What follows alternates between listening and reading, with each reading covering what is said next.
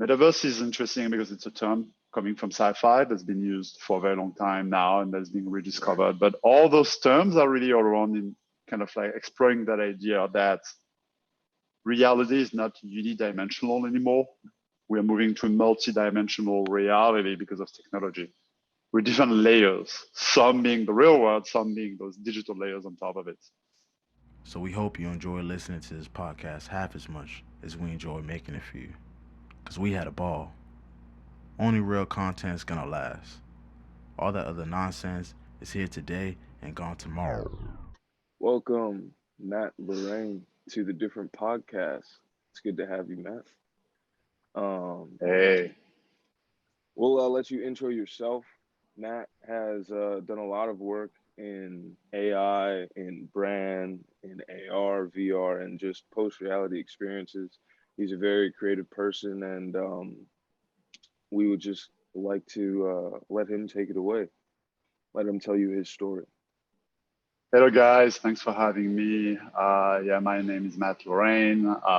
Actually, if you're French, you say Matt Lorrain, but people call me Matt Lorrain in the US. I'm based in New York City. I've been in the US for 10 years, initially coming from the French Alps, and I'm a creative director specialized in virtual storytelling and emerging technologies. And so for the last almost 15 years now, I did a lot of work around interactive video, all kind of like new ways of telling stories with AI, with 3D, with augmented reality. And those days, I'm the head of creative at Google for Immersive Partnerships. I did a lot of projects with different brands like Louis Vuitton or Star Wars, for example. And I'm also the co-founder of a creative collective called Fake Artists. That is a group of people across North America and Europe who's really coming together to explore what is post-reality and just have a lot of fun pushing the boundaries of creative tech. So yeah, very excited to be here today. Awesome. That's kind of the first thing I want to get into is fake artists and kind of your definition of post reality. Um, I've seen the work and kind of projects that you've done with Google, but I want to learn more about like why you wanted to go co-found your own thing and what you have going on with fake artists and that definition for post reality. Absolutely, yeah. Well, I've been very fortunate in my career, so to do interesting work with brands and corporations, with resources at Google, and I love it. Obviously, though, this is work that is always, created with a business goal, a marketing goal, promotional goal. And as many creators, I wanted to also have a space that would have probably a little bit more freedom to do more like experimental and artistic explorations. And so a couple of years ago, I joined forces with a really cool Canadian creator called Clay Weishaw. He's based in LA. Clay is one of the biggest AR creator on Snapchat and on IG. And so together we decided to start doing work that would be more, artistic and creative. And that's what led to Fake Artists. So Fake Artists is a group we have. It's kind of a collective / network. We have like 10 full-time, if I may say, members right now who are spread across North America and Europe. It's kind of cool. We almost have one person in each city. We have someone in Stockholm, in London, in Paris, in LA, in Toronto. So it's a bit everywhere. And we do that to have fun. We do that to do projects we could never do otherwise, with a regular company, a 9-to-5 job. And the theme of the work we do is indeed what I call post-reality. And so post-reality is a term I've been using a lot to describe really how we are entering a time where our relationship to reality is being completely challenged and transformed. It's already happening, right? You see it in the news, you see it in the media. People don't even agree on what is reality sometimes. But I think it's only the beginning, and with technologies such as AI, AR, video, I feel like the manipulation of reality the way we perceive it is going to be increasingly disrupted and challenged. And I really think it's going to be the biggest, probably one of the biggest cultural facts of our life. That what is reality, what is commonly accepted as reality, is going to be completely changed in the next few decades. And I think it's happening, and it's interesting, and sometimes it can be an opportunity, sometimes it can be a huge challenge. And I'm trying with a collective to really understand what it means and play around that idea, and sometimes play with it as an opportunity, sometimes play with it as a challenge, and ask questions and try to kind of like raise awareness of what it could mean and what it could lead to. Because like any other thing happening to society, I think arts can play a role to kind of like help us take a step back, have a little bit of distance at it, and understand what's going on, and maybe hopefully have a different perspective or a smarter perspective around it. For sure. I think, and one that's super intriguing, by the way, that we're even talking about this, but I think it would be really valuable for the listener, just because this is such a kind of newer topic, and there's so many terms being thrown out there: AI, AR, VR.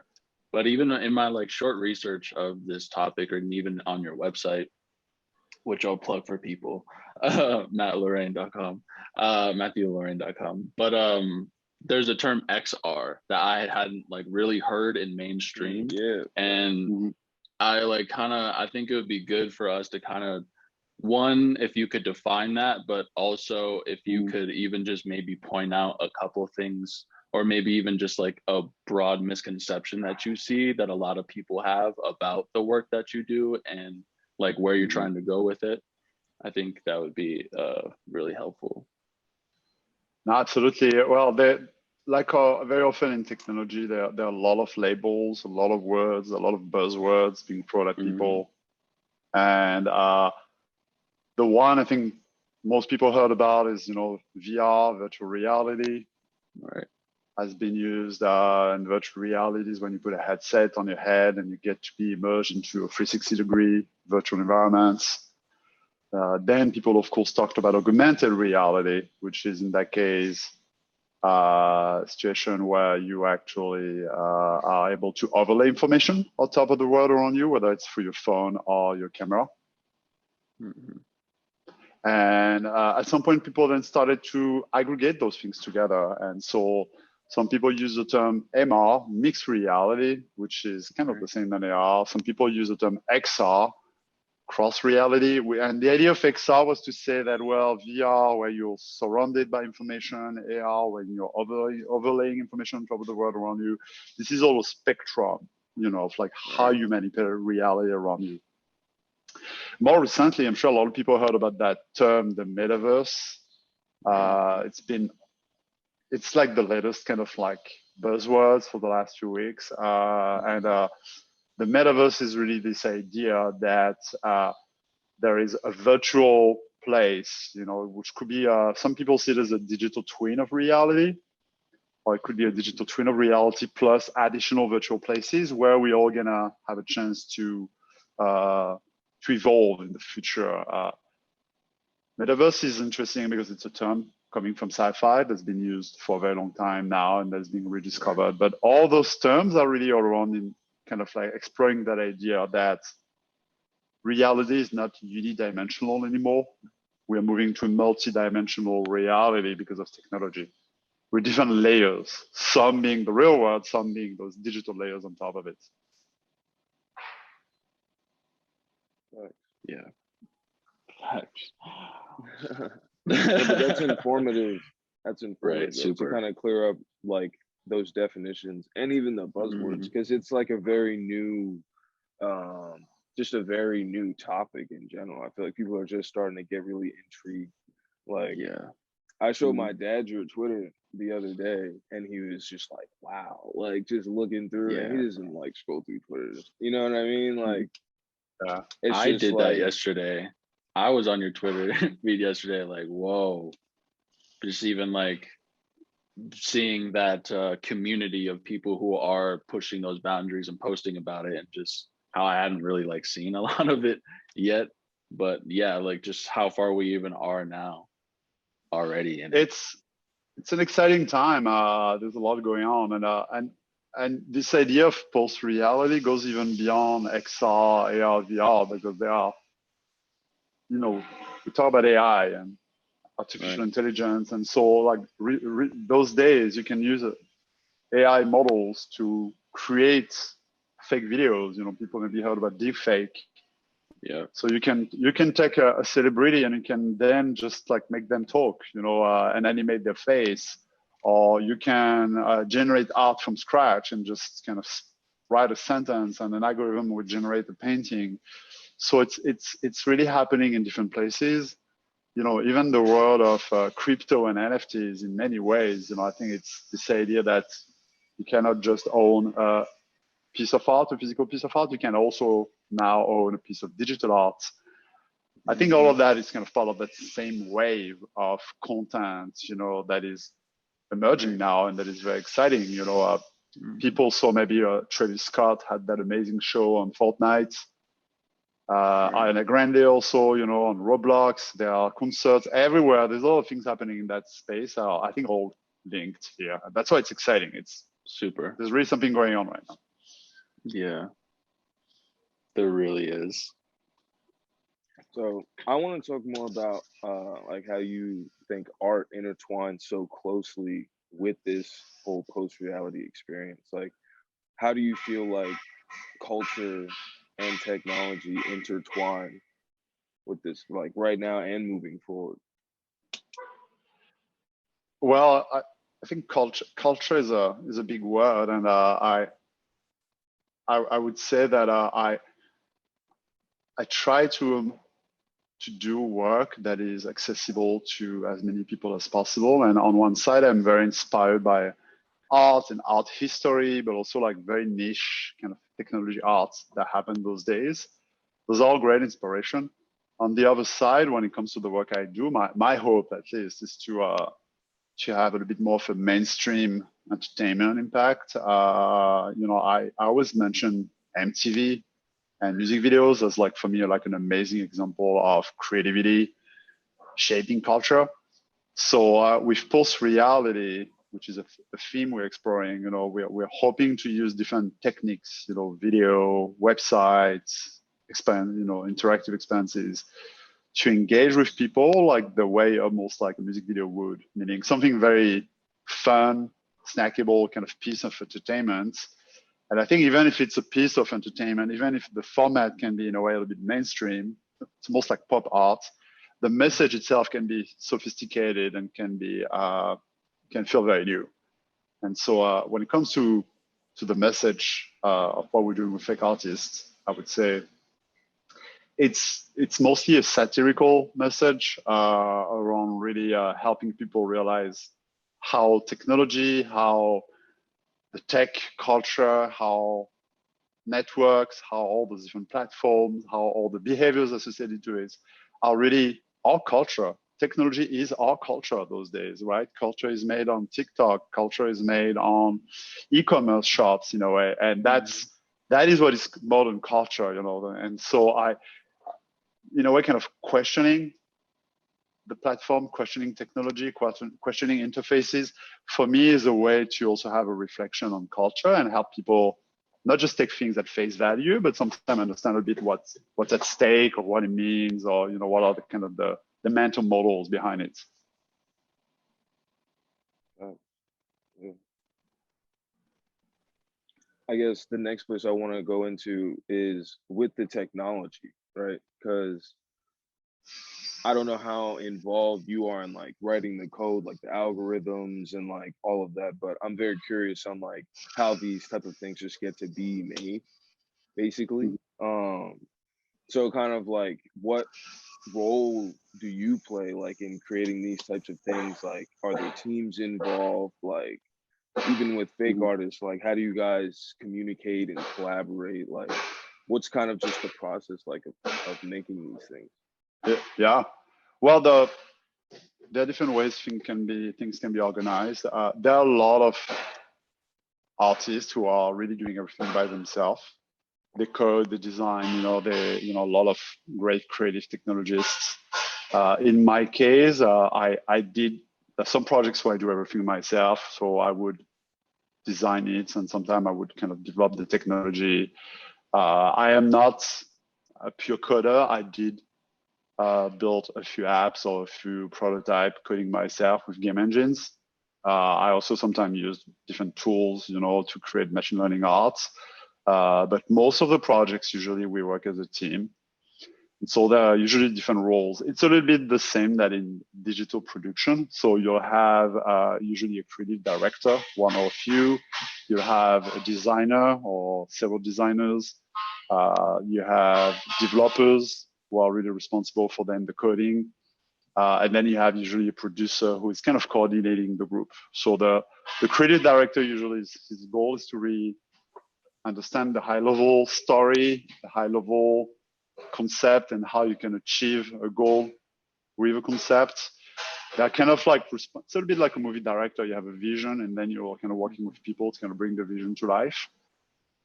The designers obviously will be responsible for really what it looks like, the interface, how you can interact with it, what is the flow of the experience, the art direction, the aesthetic of it.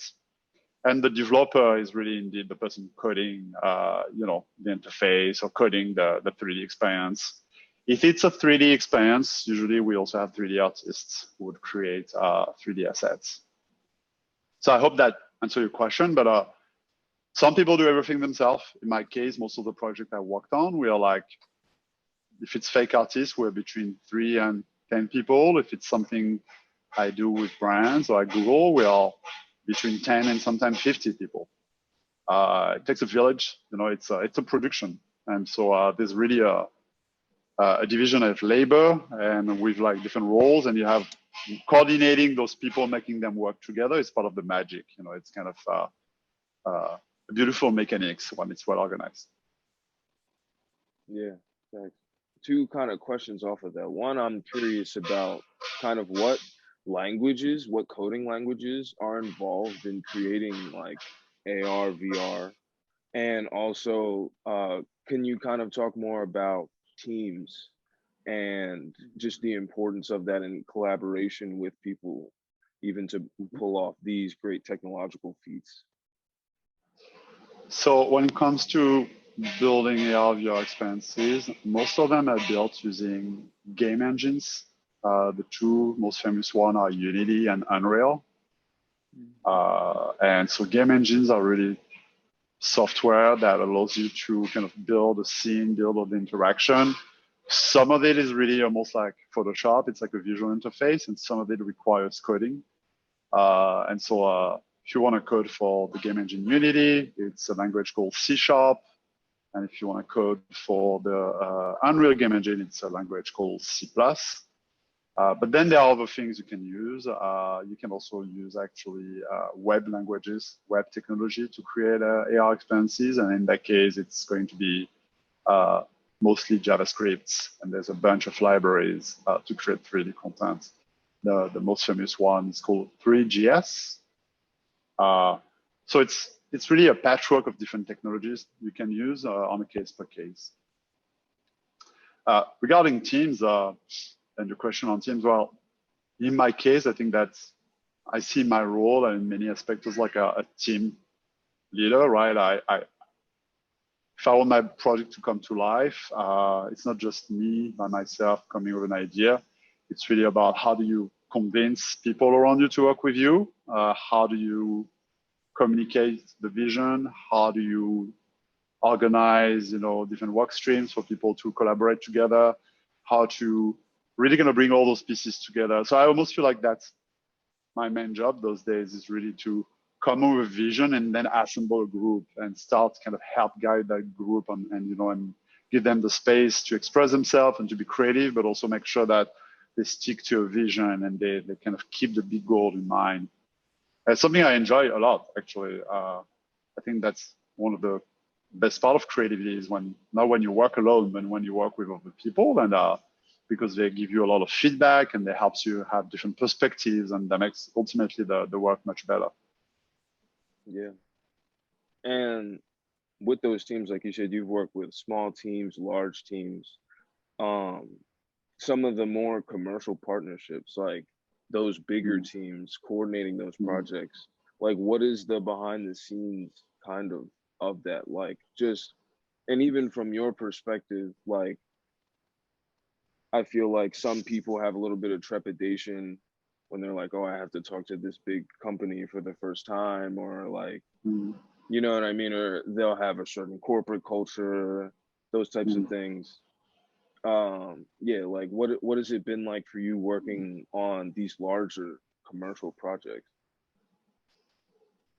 I mean, I would say whether it's a huge commercial project or small projects, you still have people behind who have passion for what they do. Hopefully, at least in creative, you find a lot of people really passionate, and I think that's a common thread. And I really try to keep that in mind and understand what drives people. Now, I would say when you work with like large projects with a lot of different partners, there's always a little bit of like an early phase where you get to know each other. You know, you kind of like start to see if you're in a safe space, if you know people can really work well together. And I try to be quite natural and transparent with people. And what I notice all the time is that trying to be very transparent, communicate a lot, and really identify the common goals, the things that kind of like bring us together is very important. Because yeah, you need those common goals.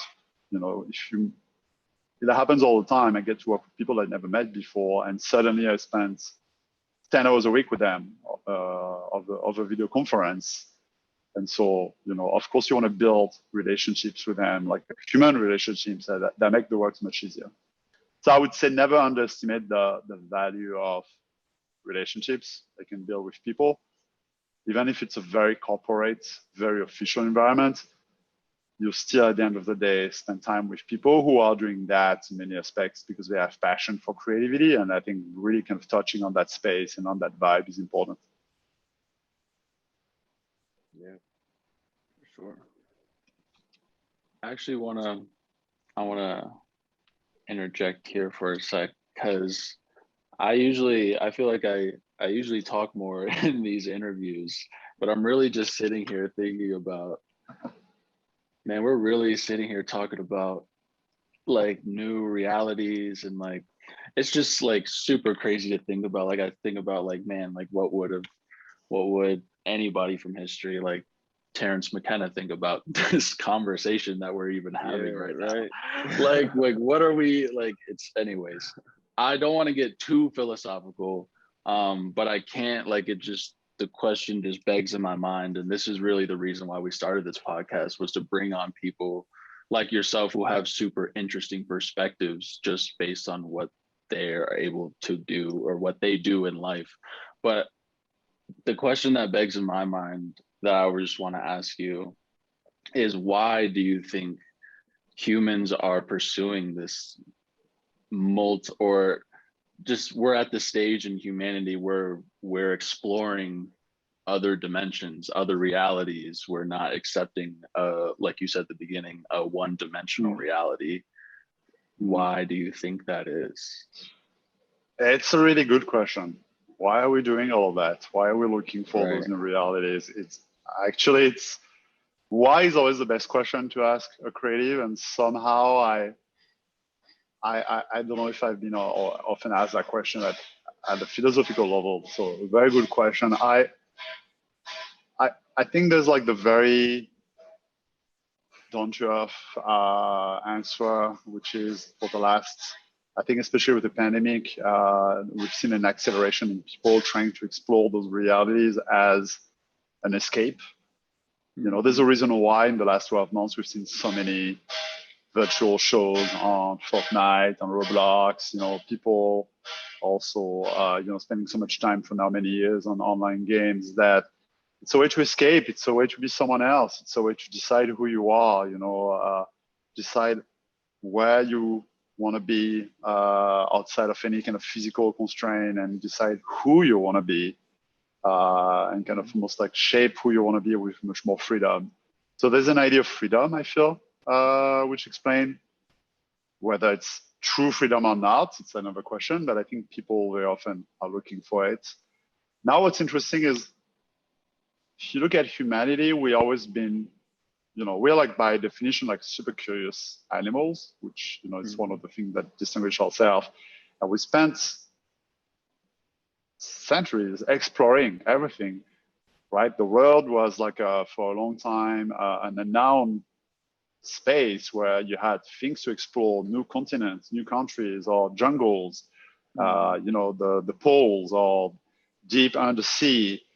And I wonder sometimes if those new realities, those spaces that don't really exist yet, but by building those spaces, are we almost like explorator in a way, or are we kind of driven by the same kind of impulse that drove explorators? It's like a new land, it's a new space to be explored, to be pioneered, So it's probably, to answer your question, a bit of both, like that quest for freedom and that super fundamental curiosity for the unknown and what's on the other side. I think those are probably some of the drivers.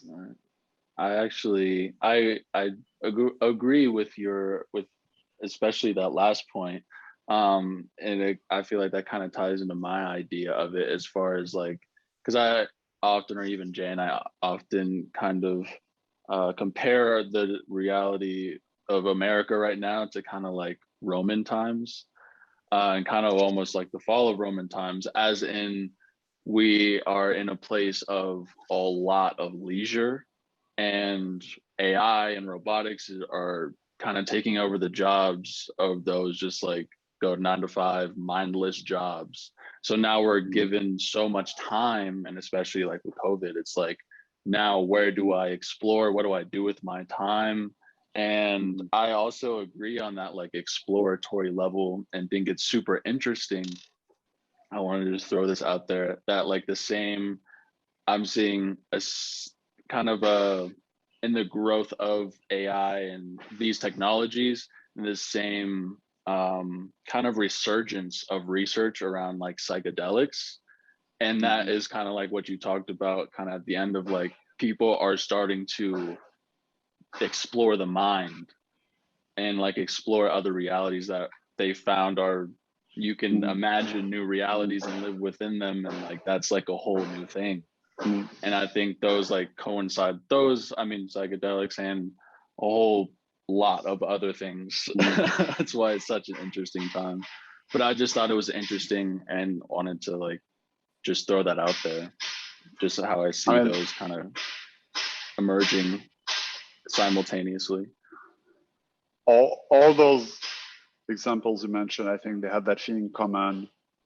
There's like a quest for exploration, a quest for something different, a quest for new lands, whether it's in your mind, whether it's in the digital space, whether it's even the space race. The space race is not just driven by economical factors. It's also, there's a dream of that other dimension, outside of the planet. So I'm always fascinated by how all the things we're doing are at the end of the day always coming back to those very fundamental human traits that didn't really change for thousands of years. And that kind of blows my mind, this idea that if you had a discussion with, you talk about the Roman Empire, if you had a discussion with like a Roman philosopher, or scholar, they would not have the whole technological or cultural context of our societies, but their brain and their reasoning was probably as sharp as ours, I'm sure, right? And so I'm fascinated by all of that. And they had the same impulse and the same kind of fundamental needs and instincts, I'm sure. Right. I just see it as extended man's search for meaning. Yeah, is like really what it is. I feel. But yeah. Anyways, I wanted to get a little philosophical for a sec. Jay, you could go back to the questions. talking about man searching for meaning. Like, I guess I'm gonna bring it towards education real quick. I want to ask about, is there like a route right now for people that want to get into this? Say they want your job at Google, right? Is there like an education track that's obvious for them? And just in general, like advice for young people that are trying to make moves in this like AR VR industry? Yeah, so I mean, I didn't have a regular path at all. So I would say first, yeah, the probably the most expected path you want to work in creativity and emerging technology is to go to college for it. You know, there's a bunch of design schools that have like interactive technologies programs, and so college is expensive, especially in the US. But there's a bunch of, you know, in New York City, for example, you can go to Parsons, you can go to NYU. I think there are a few other examples on the West Coast. And then in other countries where you can really learn interactive design, computer science, you know, advertising, and kind of like become a creative professional. And then you pretty much intern and you start, you know, at the bottom of the ladder, and you kind of like climb your way up. That's kind of the classic way, I would say. It's not at all what I did in my case. I was a self-taught designer and video artist from my. Sorry to cut you off. I feel like you should. Cause I was gonna say this. I feel like you should really give the people like a good like little backstory, because I think they might see like, oh, he works at Google, and like he probably, oh, he went to college, works at Google. Easy for him to say. If you could just give like, because you've lived a lot of life. Yeah, please. I'm happy to share. I mean, I had a fairly, you know, lucky and privileged path to where I am, but I clearly didn't have the expected one, I would say. And yeah, I went to college first in France to study political science and cultural studies, and as I was doing that, I somehow fell into the whole like techno rave culture that was extremely really big in Europe in the early 2000s. A lot of they used to call that free parties, and free parties were like those underground raves in the mountains and the tunnels and the highways everywhere in Europe in the early 2000s. And I really fell into that. I thought it was incredible. I thought it was another dimension, like behind the scene, you had those secret parties happening all night long, and it really changed my life, and that's when I decided I wanted to become a creator. And so I continued my studies, but I started teaching myself design and video. And initially I was designing flyers for those parties, and I was a video jockey. So I would play live video all night long in rave parties. Nice. And so for many years I kept studying. I kind of like, through my studies, I had a master's degree in cultural administration. So my goal was really, because I loved electronic music so much, my goal was to work in the music industry. I did a few things. I went to Brazil for an internship to be a video art curator. Then also I went to Canada, Montreal, where I interned for a label called Ninja Tune. And Big Data was a hip hop version of the label. It was a very exciting place where there's a lot of cool people that came out of there. Like Diplo, actually, for example, was coming from there. Oh, nice. Yeah. And so really I was into that world of like kind of like underground art and music at the crossroad of kind of like hip hop and electro jazz and techno. And I had a master's degree, and at the end of that, I realized that it was an industry that didn't necessarily pay very well. So I kind of followed my mom's advice, and I went to business school. And so I went to Paris Business School. It was a very different world for me, coming from like more political science and cultural world. And I spent a year, it was another master's degree. Spent a year like becoming a marketer, pretty much. And at the end of that, I worked for about a year in the music mobile download kind of industry, like pre-iPhone. Okay.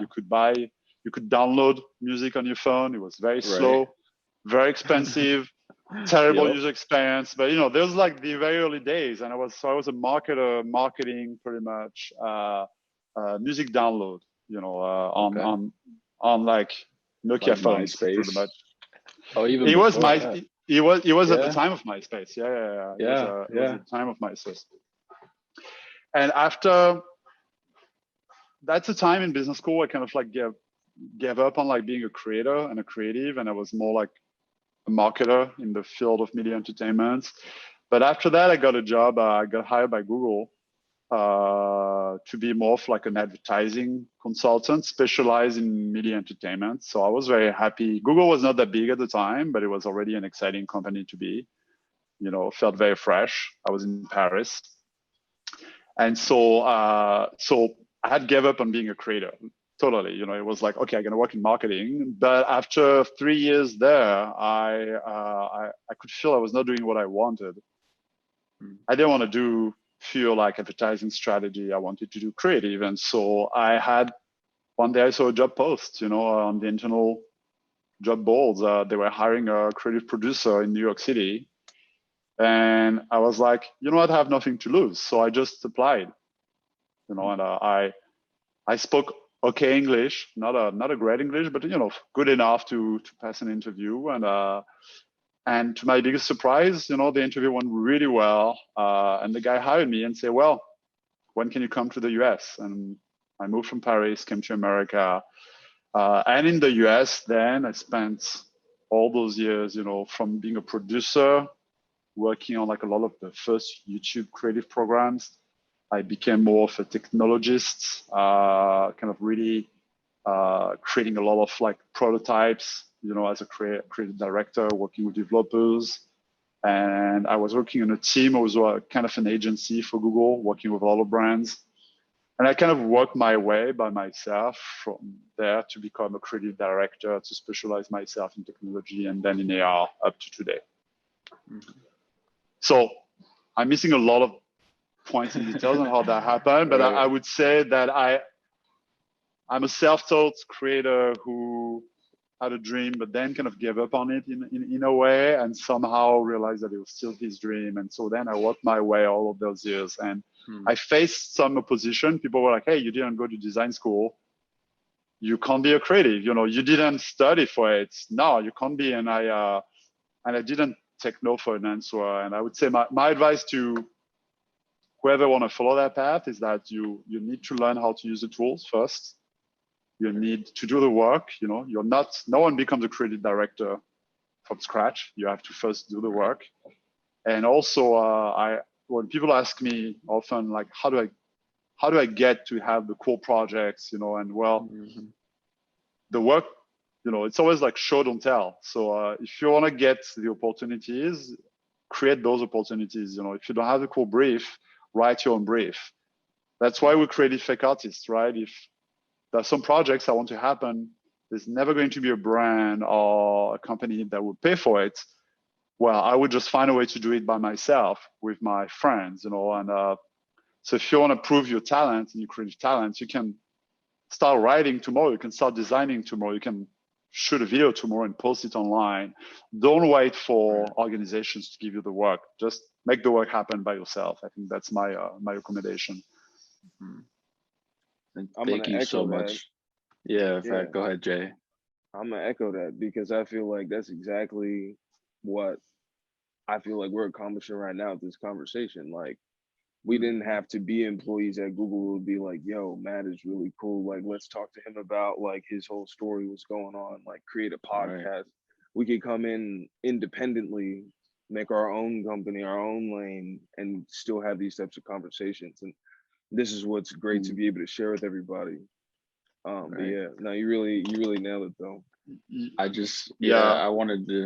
I wanted to say thank you for just telling your story, just because I think a lot of people, there's a lot of comparisons going on these days, and people watch people higher up and feel bad that they're not whatever. And I think it's important to like tell people the actual story, that it wasn't just like straight up, you know what I'm saying? There's some dips in all of that stuff. But I just think like a dude coming from underground rave culture to the creative director at Google, but still being able to do his like off off Google stuff with like his friends, I think that's like the coolest thing ever. So shout out to you. Shout out to you.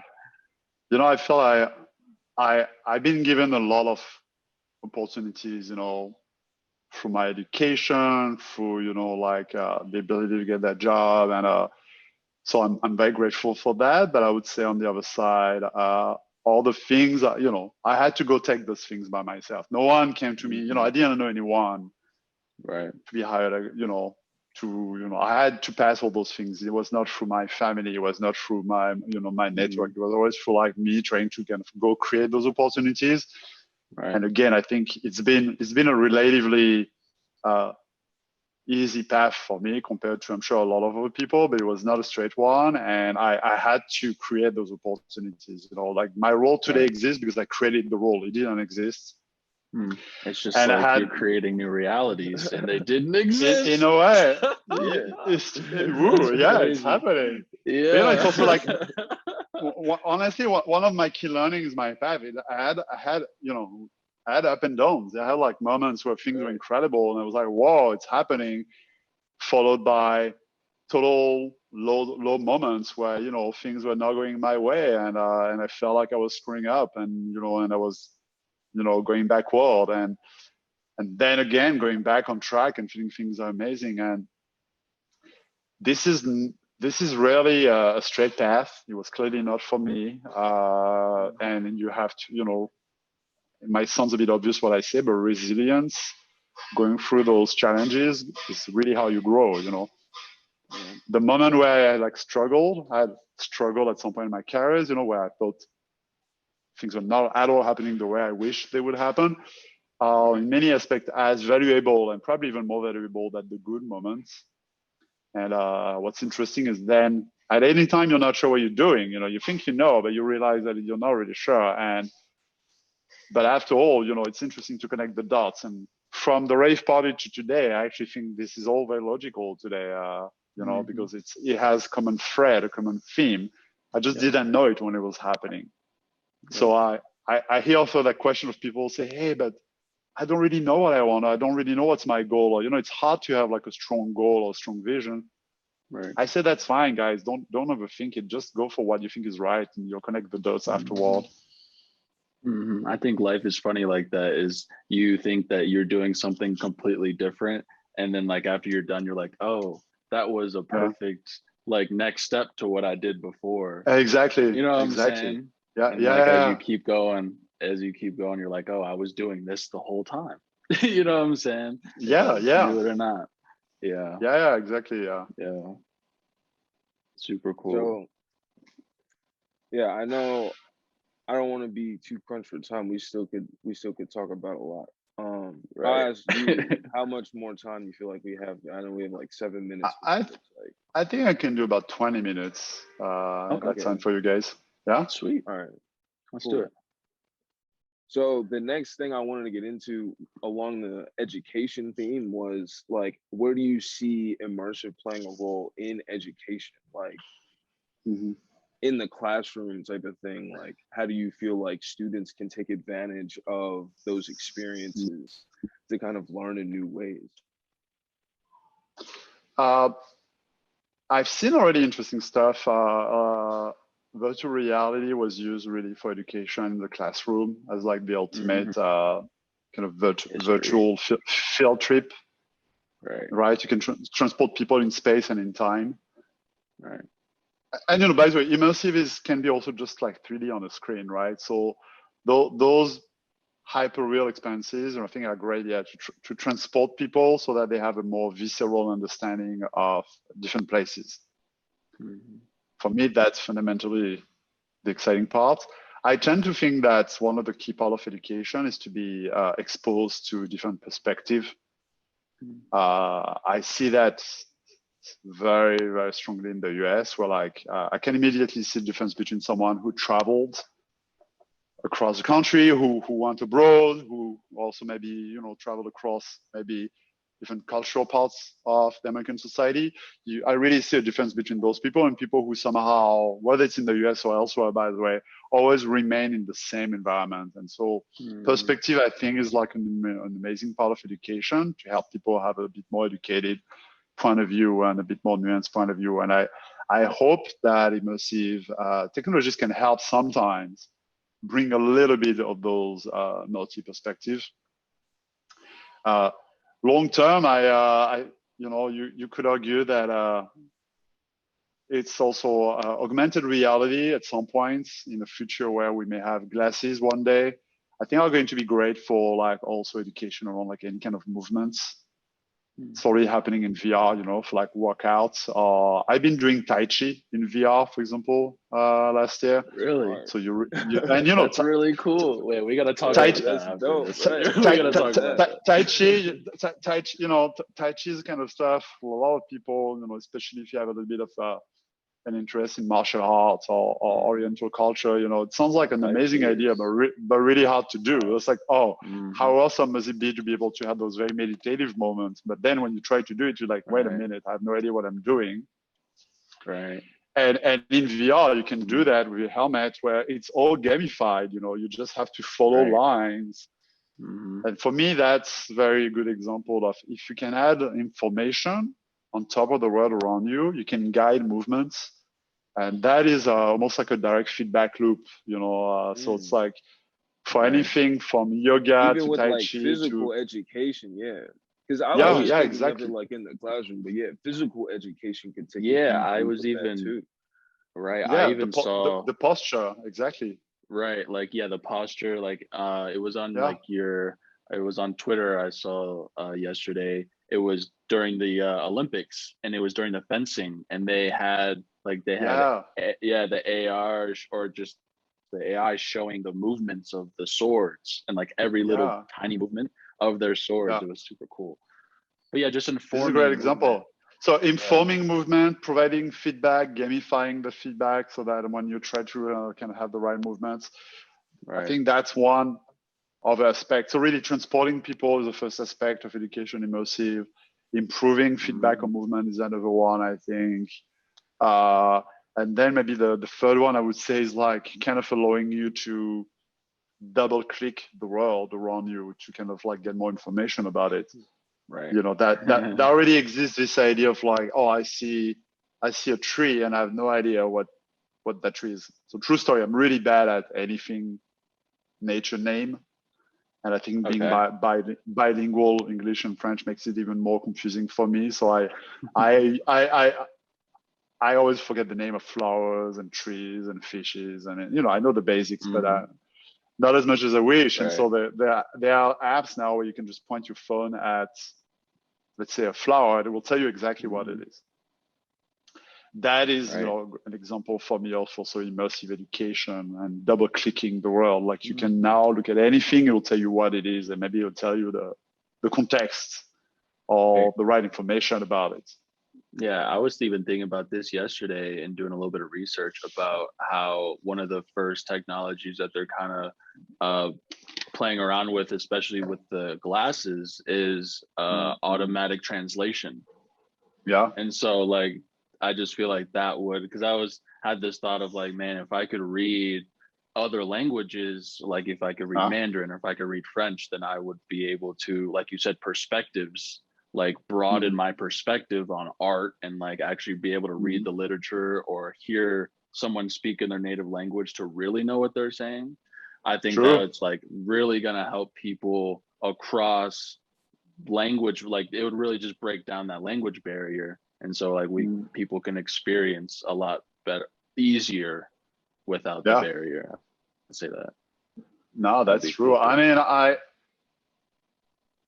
I would not be surprised in like, I don't know when, is it 20, is it 30 years? I'm not sure, but I feel like we're not that far from a world where like languages, are going to be languages managed through machine learning, whether it's it's in your earbuds or if it's glasses, it doesn't matter. Well, but like, Elon said the Neuralink is you can communicate without language. So back to telepathy. Yeah, well, here we go. Yeah, maybe. And I don't know if you want. I want everybody to know what I'm thinking about, but it's kind of amazing, that idea that, you know, maybe one day we'll just have to speak one language and that's it. You'll be able to talk to. You know, this is like, this is Babel. This is like the Babel's Tower. It's like Facts. Back to what we said before. You know, some of the oldest legends and stories are, you know, those kind of like universal dreams are still relevant today. Super, absolutely. So I got like kind of two more questions, one more topic to kind of like wrap it up. Like, as a leader in your position, like in this space, just how do you feel like adopting that role? Do you feel the responsibility of just like where you are, like in the AR VR space, and like, are there other people in this space that you kind of look to as example, or just like what qualities do you think are like important for leadership in general? I just wanted to kind of combine those two things, like leadership and what, like your perspective, or like where you are in augmented reality. I mean, I feel like leadership is a complicated topic, but in my case, my number one motivation was initially just to do to be able to build and launch cool stuff that I thought was exciting, cool, creative. You know, that's, I think the base impulse is like, I want to make stuff and I want to share it, and I want to keep doing that. And quickly I realized that if I wanted to do this, I needed other people to help me. I couldn't do everything by myself. And that's why I started to realize that if you need other people, you need to learn how to work with them, and you need then to learn how to inspire them and to drive them toward a direction. And that's kind of where leadership comes. It's some people may just think, I want to be a leader. In my case, more like I want to build stuff, and then I have to lead if I want to build those stuff. What's interesting is that I'm sure everybody's doing a little bit of leadership in their life without realizing, and it's not necessarily put a label on it. It kind of felt that way for me, where at some point, you know, I just kept creating those groups, whether it was at Google or outside of Google. I was kept trying to convince people, hey, I'm trying to do this. Here's a vision. You want to help me? And then, oh, yes, you want to help me? Well, here's how we're going to organize each other's, you know. And at first I had no idea what I was doing. And then I learned, I got better at organizing people. I got better at kind of motivating people. I got better at rewarding people. And one day I realized, I guess that's what people call leadership. So it kind of happened that way, you know. But I would say leadership for me is really seen as that. It's like, if you want ambitious goals to happen, you need to lead people. And if you want to lead people, I think in a sustainable way, you need to learn how to understand what they want, what they react to, what is their driver, and you need to understand how to have empathy and respect for them. Because otherwise people do something with you once, you know, maybe at first excited. And I would say inspiration is a big part of leadership. You need an inspiring vision and you need to know how to articulate it.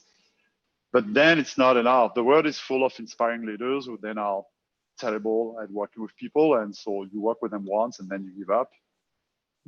But for me, that's one of the key part of leadership is really how to sustain it. You know, a lot of the projects I do outside of Google, I'm not able to pay people. So I'm telling them, you know, you should do that because of the work, because of creativity, because of the team.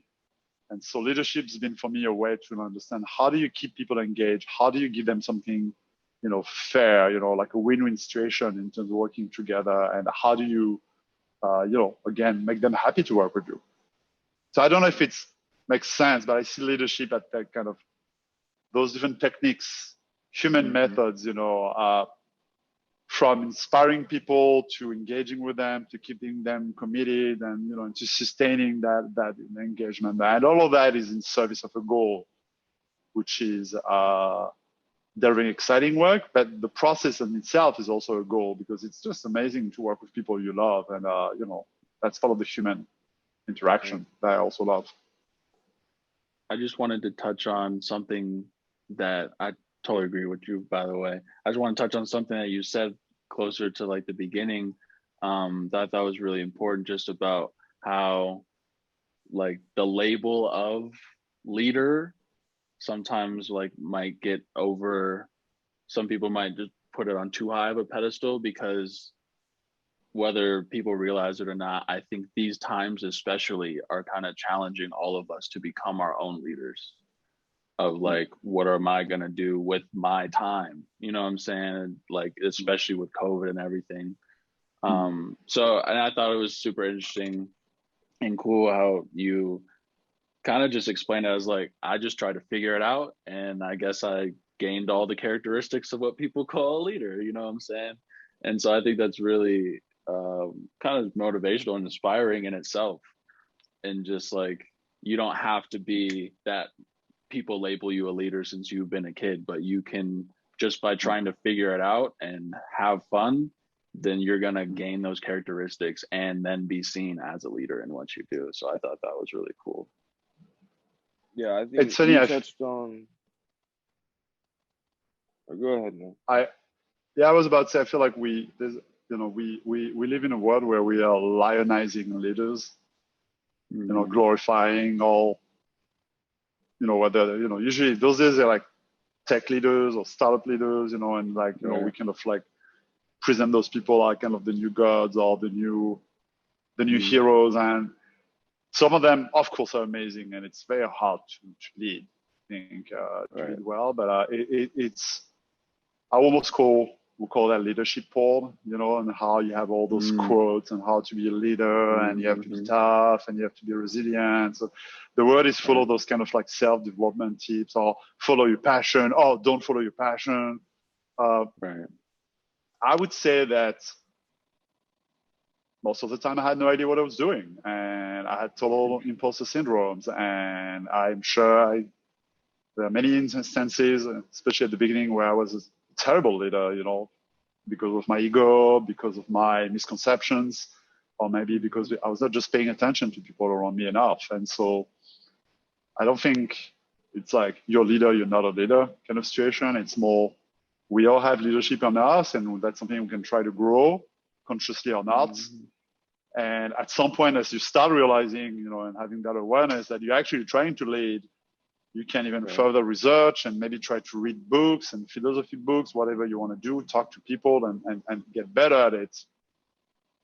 It's a long process. It's a never ending process. I also would say that some of the people most celebrated as leaders are actually terrible people behind the scene. And on the other side, some people that no one really talk about are the amazing leaders of every day, Leadership is about, I think, really inspiring people to have a common goal and kind of like gather their energy to get stuff done. And that's happening every day, everywhere. You don't need to be a freaking startup CEO genius, to be a leader. Right. That's facts. It's an important point to make. I was going to say, I feel like you touched on the motivation for leadership. Like, really, in its essence, it's people that have the vision that they need to see fulfilled. And like, they pursue that themselves individually without anything first. And that's what garners the leadership qualities in the first place. Because you're like, in order for me to get the vision off, then you just intangibly were like, well, let me find the people that do this and this. And now, like, I need to make the plan for all these people. You know what I mean? And it's just like a process that you have to overcome in order to get the idea across, to manifest whatever. I would add a caveat here, though, which is I feel like I started, I guess, trying to be a leader to deliver on a I started trying to be a leader to deliver on a goal, and then I realized through trial and error that to be a leader is not just about the goal; it's also about the journey, and about really truly caring about people working with you and truly showing respect and and appreciation for them, and that becomes also a goal in itself. I mean, I feel like that's maybe some of the mistakes I may have done, is like when at first being so focused on the goal that you maybe don't pay enough attention to the people you want to involve. And I've been much more successful in all my, ventures, by of course keeping the big goal in mind. This is still the key driver, but also then realizing that it is not the only thing that matter, and it is not a goal at all costs that you need to reach. The process and the people you do it with is also really as important in many aspects, and as valuable. Yeah, it's another really, really important point to make. It's facts. Also, but do you want to get a little time check on how much? Yeah, I think I'm about time. Yeah, and I'm gonna have to go soon. So for the interview, we can probably stop it there. I don't know if you have a final question. Something. I'm also out of battery, by the way, but is there like a final word, or like? We have like one final though. We got one final one. Go ahead, Jay. Yeah, final wraps is we just like to ask everyone the two questions of what does different mean to you, first of all, and who would you like to see on our podcast? Who would you like to see next have this conversation? And you have to help us get them on, like someone that you would know. Yeah. So by different, you mean the term difference, the word difference? Yeah, just the word, the term, whatever comes to your mind. Well, for me, the word different is very important because it's an appreciation of differences across people, across culture, and that's what makes the world interesting. We talk about being explorers. There's a reason why I live in New York City. My wife and I are coming from absolutely different cultural backgrounds. That's difference, and difference brings positive friction. Difference brings alterity, and I think this is what generates creativity. Creativity is coming from the friction of different point of views. It's coming from the friction of differences. There's a reason why, if you look at, who are the biggest kind of cultural maker in North America, look at it. Almost all of them, they have some kind of difference. Whether it's from their religious background, their ethnic background, their cultural background, like almost all the people in music, in art, they all have or sometimes even like sexual orientation background. All the most interesting, in my opinion, kind of creators always had some kind of difference. So that's what, that word inspired to me. It's difference brings creativity and wealth, and cultural wealth.